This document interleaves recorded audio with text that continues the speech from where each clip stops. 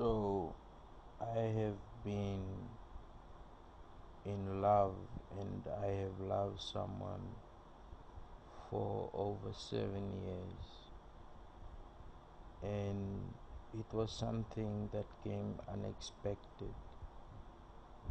Um, I used to always dream and fantasize a lot when I was a child, and when I was dealing with OCD, uh, I didn't know what it was then. Um, it it led me to be someone who would constantly dream of the worst case scenario. So I'm going to sort of say one day when uh, I went to pick her up, and I bought chocolate, and I didn't have a lot of money with me then, but I bought chocolate, and I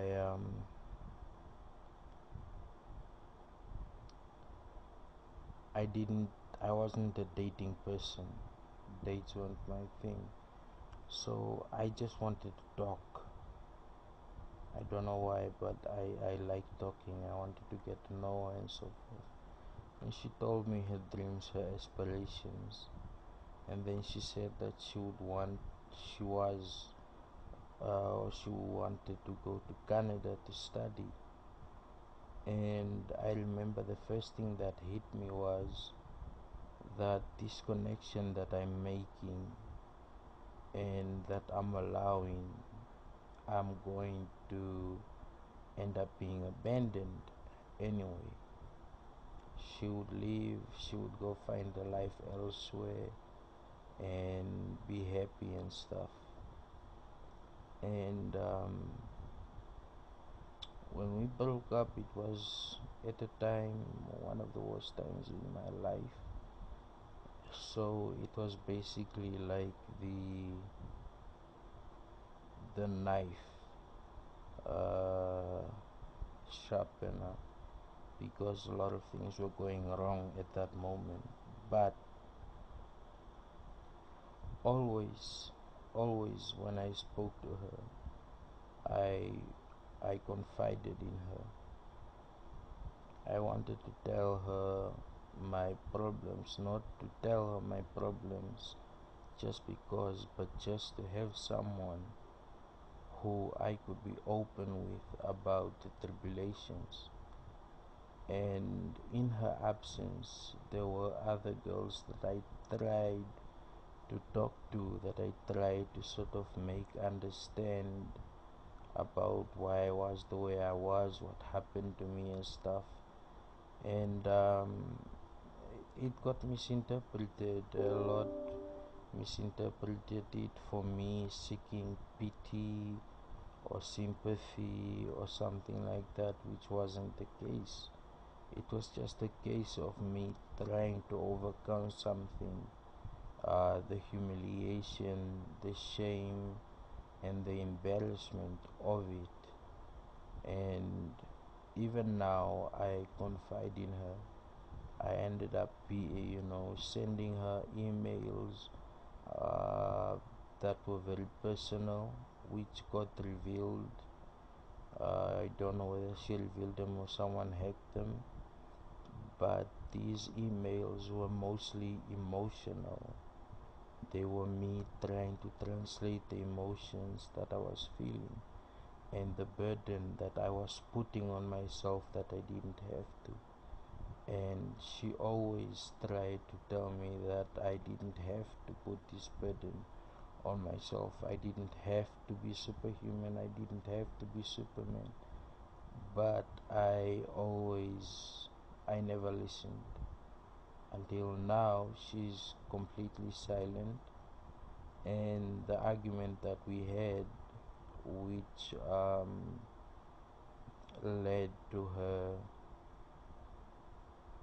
losing faith and trust in me, which is the same thing that I had, which I noticed about. I knew it. I knew that he would do this. I knew that this would happen. But the one thing that I did not know, and in my low self-esteem, was that someone would actually care for me. It was something that I did not believe. I did not believe that someone could actually care for me and what was going on in my life. I couldn't believe it, I couldn't accept it. I saw it as a trick, like something, like being lured, and then at the end, it'll be like, pow, yeah, you believe this and it's a trick, right? So, I ended up seeming like someone who was burdening her, who was disturbing her, who was distracting her, and I tried my best to sort of build security to make her feel secure, because I haven't felt the way I feel about her with anybody else, and I can't replicate it. And I am back at the position where I don't believe that people actually care. I don't. I think that people just want to get what they want, and as soon as they get what they want, then they go. That's the feeling that I'm getting now, and that's the feeling that I have now, and it's something that's occurring. I make these videos, I do these things, people take them, they're like, great idea, they use the idea, and that's it, they go away. That's the things that I get. And after the whole boycott thing that happened, it just made things worse for me. My ability to trust people completely diminished and went away.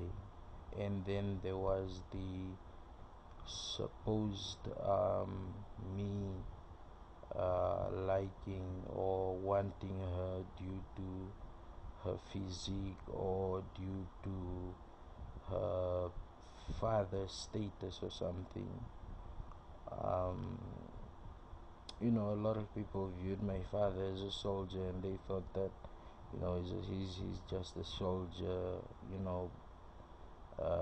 and they put him within the category of other soldiers. My father has traveled a lot, he's learned a lot, he's done a lot for people, he's made his investment, he's worth more than most people think he is, which is something that I revealed when I collectively spoke about my family, which I shouldn't have, which got me into trouble, because right now my father wants to teach me a lesson of accountability, and for me to not be a spoiled brat, to actually work for myself and achieve my goals.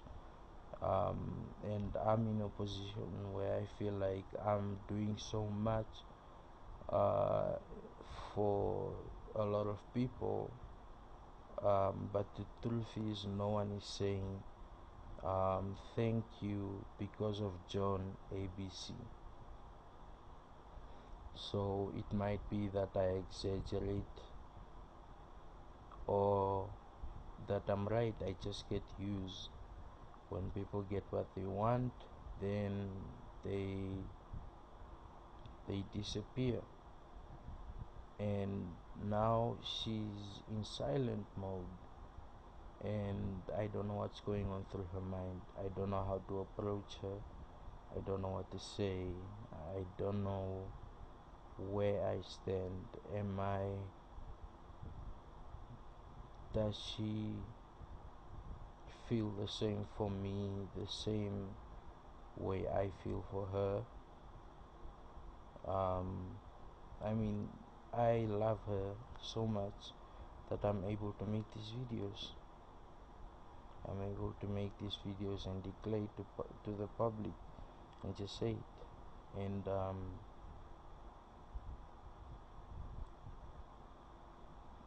I just, the day that I spoke to her,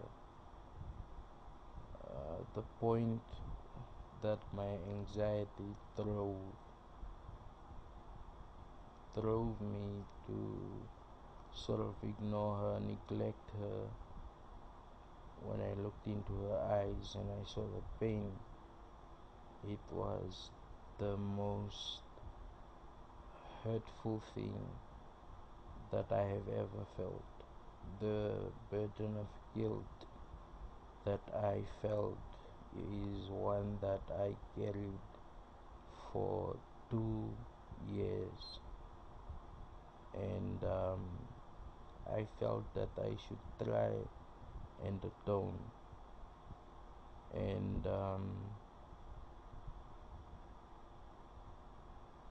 there is no one else, there's just her.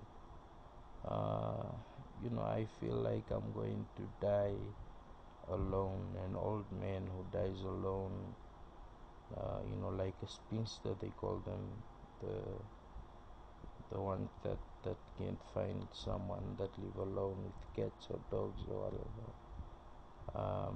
It feels like I'm living my worst nightmare, because she was my companion. She was the one that I confided in, and that's one thing that she doesn't know, is that when I did tell her things, it it made me feel like I had someone that I could talk to, a relationship based on communication. And our communication was sabotaged by people, and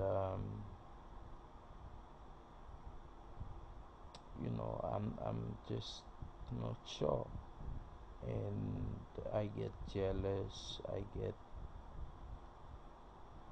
fits because I don't know. And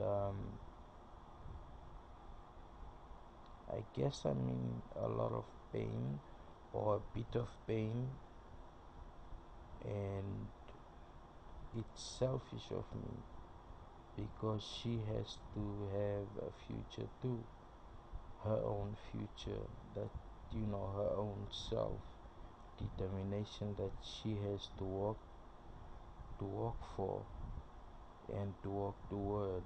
And I felt like we should walk together, side by side. I do believe, or did believe, that we could attain whatever if we had each other. We would be completely empowered, and that if that meeting took place, um, all of the fear and insecurities would just melt. Right, this is a woman that I wanted to have a family with, and I feel like I've lost her. And in that, I feel like I have lost my future. I know a lot of people say, no, you're a handsome guy, there are other women out there and so forth, but it wasn't about that. It was about mind, it was about the bond that we created. We were both wounded by life at early ages, and her wounds were worse than mine, right? And I just don't know anymore. There was a point where I pleaded for someone to please talk to her so I can know what's going on, and nobody complied.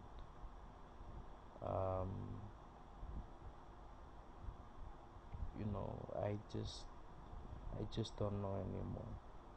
I don't know where I am right now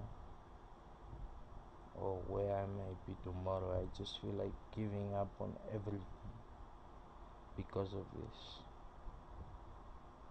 Um, it means that much to me. It really does.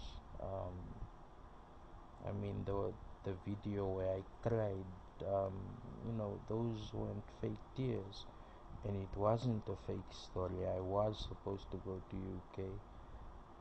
There was that possibility, and I tried because one, I hurt her, and two, I felt she was gone. The only connection that I had with her was dimmed, and more so, I am a distraction, right? I don't want to be a distraction. I don't want to be a distraction to her.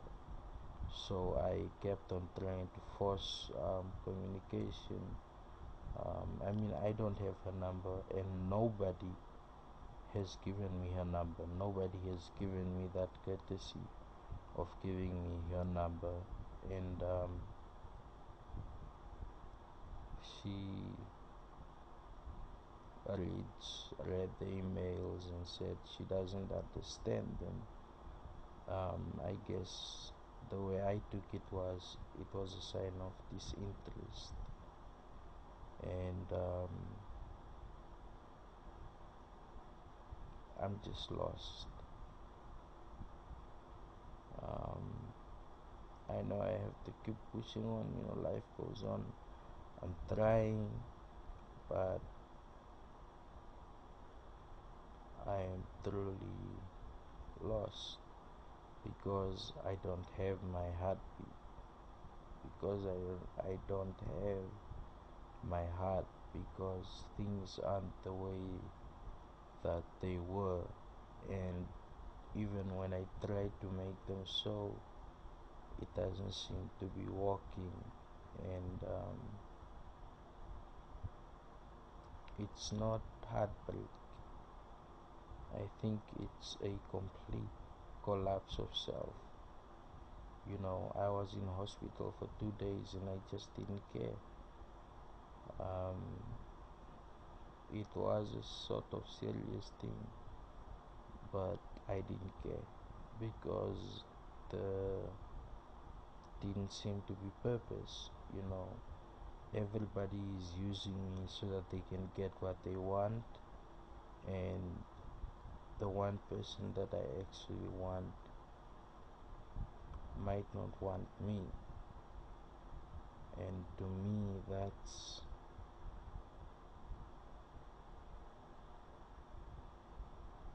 the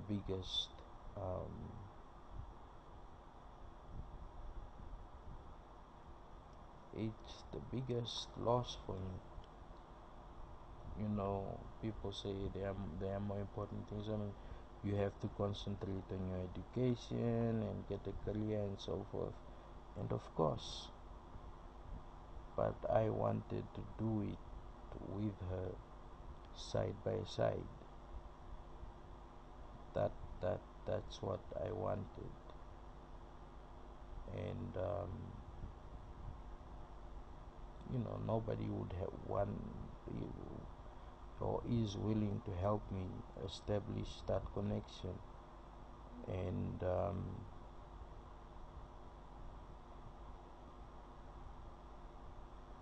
I guess even if the connection is established,